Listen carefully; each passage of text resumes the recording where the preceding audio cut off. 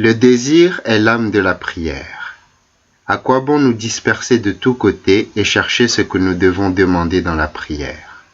Disons plutôt avec le psaume, « La seule chose que je demande au Seigneur, que je cherche, c'est d'habiter la maison du Seigneur tous les jours de ma vie, pour savourer la douceur du Seigneur et fréquenter son temple. » Là, en effet, tous les désirs ne passent pas en arrivant et en disparaissant, et l'un ne commence pas quand l'autre finit. Ils existent tous ensemble, ils n'ont pas de fin, car la vie elle-même, dont sont les jours, n'a pas de fin. Pour nous faire obtenir cette vie bienheureuse, celui qui, en la personne, est la vie véritable nous a enseigné à prier, non pas avec un flot de paroles, comme si nous devions être exaucés du fait de notre bavardage.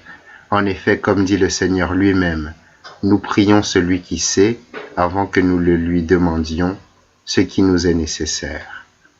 Il sait ce qui nous est nécessaire avant que nous ne lui demandions. Alors pourquoi nous exhorte-t-il à la prière continuelle? Cela pourrait nous étonner, mais nous devons comprendre que Dieu, notre Seigneur, ne veut pas être informé de notre désir, qu'il ne peut ignorer.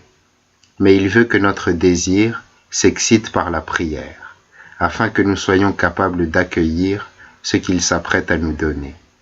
Car cela est très grand, tandis que nous sommes petits et de pauvres capacités.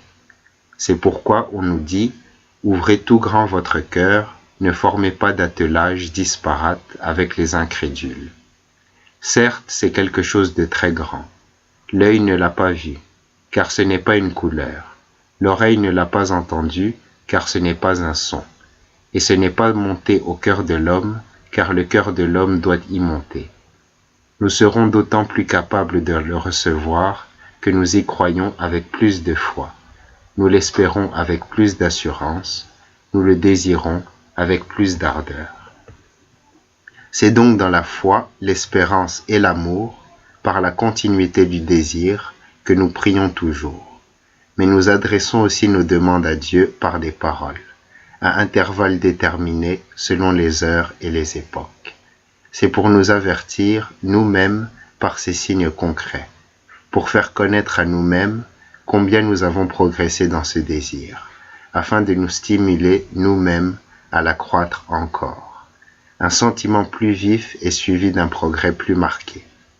Ainsi, l'ordre de l'apôtre, prier sans cesse, signifie tout simplement la vie bienheureuse qui n'est autre que la vie éternelle auprès de celui qui est seul à pouvoir la donner, désirez-la sans cesse.